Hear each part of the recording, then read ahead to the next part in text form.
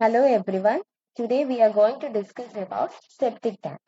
So you might be familiar with the term septic. It is generally used in areas where sewers are not laid and also the disposal of sewage from isolated communities, schools, hospitals, hotels, etc. So normally if you have an isolated community, there will be a separate septic tank for this and the sewers from the septic. There may be areas where sewers from those particular areas are not connected to the wastewater supply or wastewater treatment plant. So we may have to adopt such septic tanks. So septic tanks can be considered similar to a primary sedimentation tank, but the difference being it will be having longer detention periods. That is, normally the detention period in a septic tank is 12 to 36 hours, unlikely of 2 hours in primary sedimentation tank. And there will be some extra provisions in this particular tank for the digestion of the settled sludge that is coming from the primary sedimentation tank. That is the septic tank.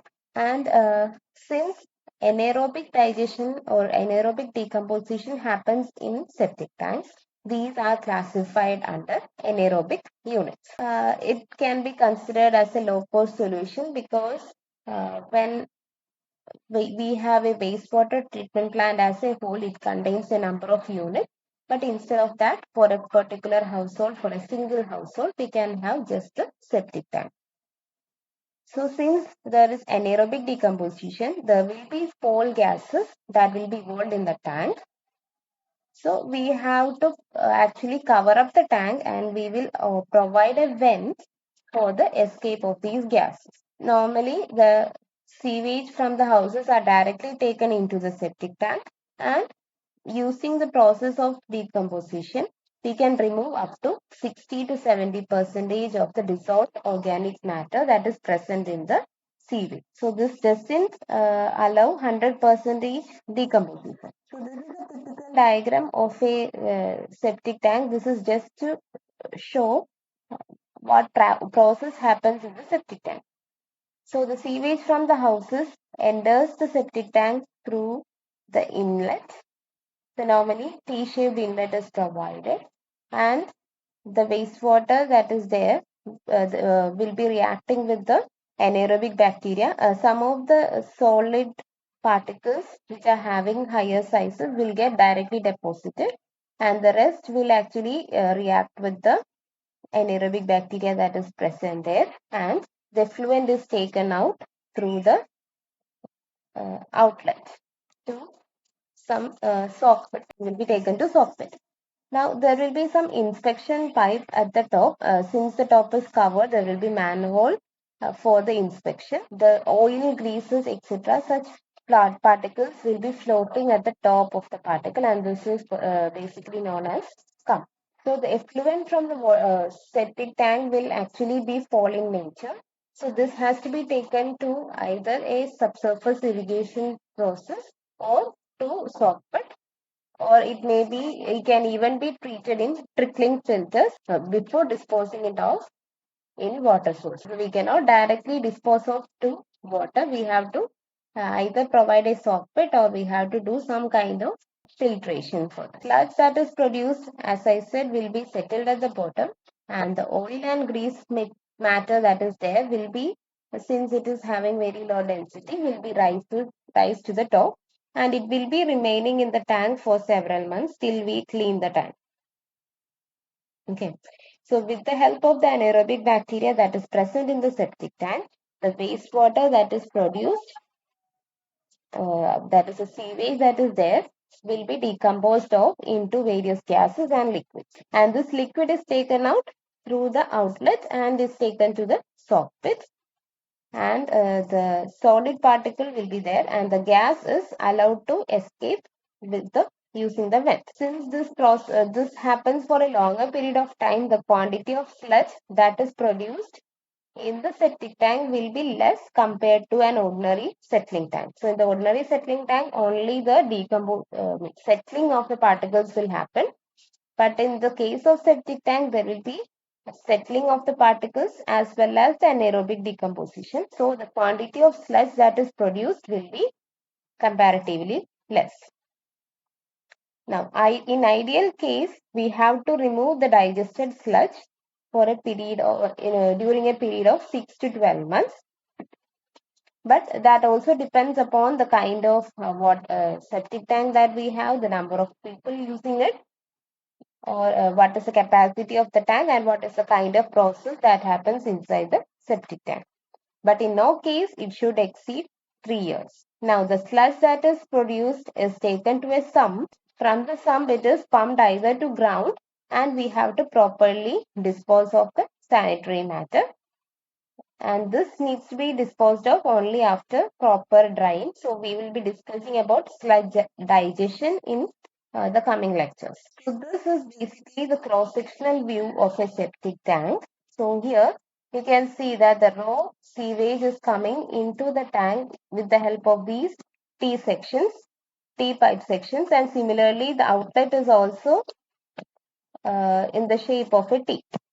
So this T actually have two functions. One is to ensure that the water, the wastewater is not having a direct path. That is, it is if we are simply providing a section like this, wastewater will be taken directly to the outlet. So we have to prevent this. That is why we are providing a T here so that the water can only pass like this, so that we can have effective sedimentation. And the other purpose is once the wastewater is coming into the tank, the sludge will be deposited at the bottom. So sludge will be deposited here at the bottom, and if there are any oil or greasy matter that is present, it will be at the top. Okay, we can see the scum at the top. Scum should not enter the pipe. So that is why we are having this T-shape. So T-shaped pipe has two functions. One is to prevent the water from, one is to provide proper sedimentation so that there is no direct connection between inlet and outlet. And second one is to avoid the scum. Then you can see a sloped bottom at the bottom of the septic tank, which will enable the settling of the tank into this particular section. And in certain cases, there will be baffles in between. So these baffles will be connected like this. They will be connected like this, and they will be there will be openings at the bottom, small openings like 15 centimeter by 15 centimeter, so that the water will be flowing through that. And at the top, you can see a freeboard. So that is to provide for the scum. Freeboard is provided for the accumulation of scum at the top, and the baffle wall will be having a opening at the top also. So the influent will be having normally a path like this. And the top of the septic tank will be covered normally using a concrete roof, and there will be some manhole cover so that we can inspect, or for it is basically for inspection and maintenance if required. And the fuel gases from the tank will be taken out through the air vent pipe. So from in the figure you may see that the air vent pipe is actually very of low height, but that is not the case normally, because it will be at a greater height so that the foul smell will not affect the neighboring sites or as well as our own site. Sludge or sump, the waste sludge is taken into a secondary chamber. So this is basically the plan of the septic tank.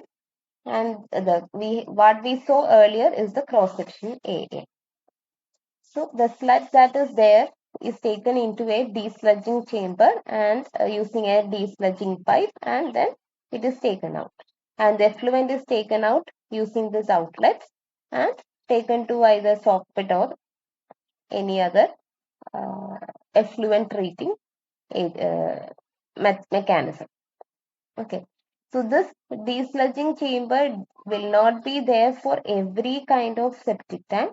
Now, normally in the septic tanks that are used in the households, this part will not be there. We'll be just having the septic tank and then the soffit. So as I said, teeth pipes are provided so that there is no direct connection between the inlet and outlet. This will ensure effective sedimentation, and also yeah, in addition to pipe tees, we can even provide baffle walls in the septic tank before the inlet and outlet.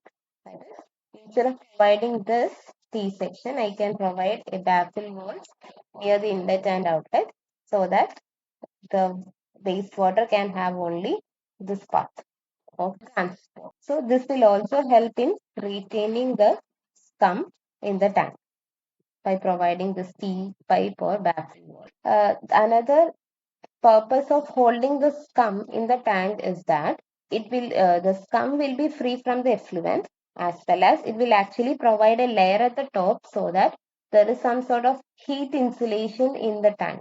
Okay, so having some heat in the tank ensures the growth of bacteria. So this will actually aid the bacterial action. Sometimes there will be stairs that is provided or steps that is provided in the septic tanks if needed. People can get down and do some maintenance. So the vent pipes that are there are actually provided at a sufficiently high level that depends on the height of the building and so. Now, the sample that you saw earlier will be there only in case of larger septic tanks where the amount of sludge that will be created will be high. But in case of small septic tanks, these sludge will be removed using manual labor, or it will have to be pumped up. But we have to ensure that before disposing it off, it is suitably digested and dried. What are the various design considerations of for the design of septic tank? So first one to be considered is the capacity of the septic tank. So design consideration is almost similar to the design of a primary sedimentation tank. So the one of the design parameter is capacity of the septic tank. So this will actually depend on the amount of people who are using it and what are the wastewaters that are to be flowed into the septic tank. So sometimes only sanitary sewage is allowed. Sometimes even the sullage.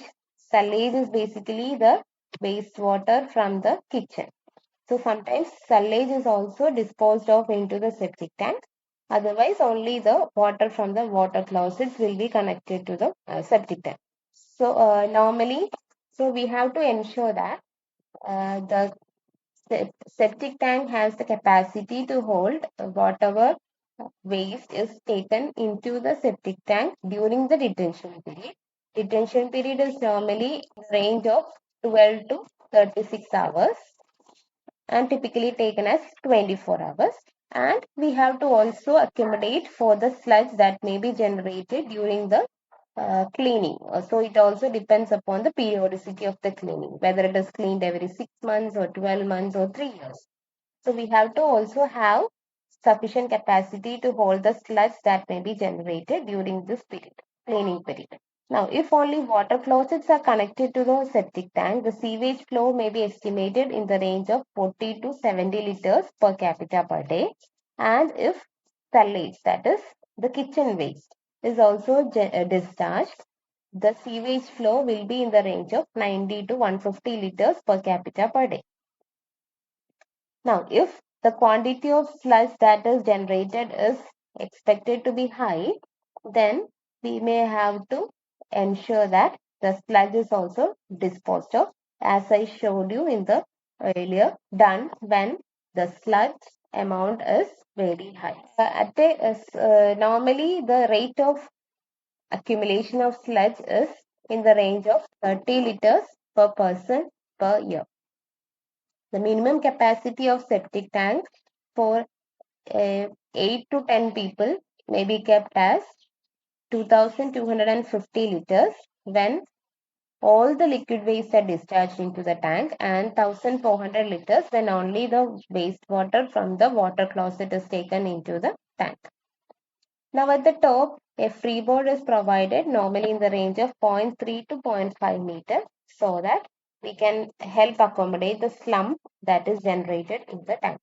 So baffles and tees are provided at the inlet and outlet, so that we can ensure that there is no direct contact between inlet and outlet, and also to ensure that the scum is not getting entered into the outlet. So the inlet should at least, the baffle wall should stop at least 7.5 centimeter below the bottom of the slab, so that there is sufficient space for the sludge to be accumulated.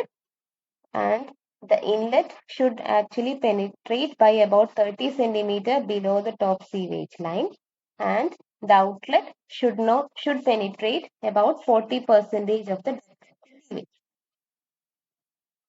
Again, if you look at this figure, this depth should be greater than 40 percentage of the depth of the sewage, and this inlet will be normally having a width of 30 centimeters. So the difference between the inlet and the outlet will be in the range of 5 to 7.5 centimeters. The detention period, as I said, normally varies between 12 to 36 hours, and normally we adopt for 24 hours. The length to width ratio, that is L by B ratio, is normally taken as 2 to 3.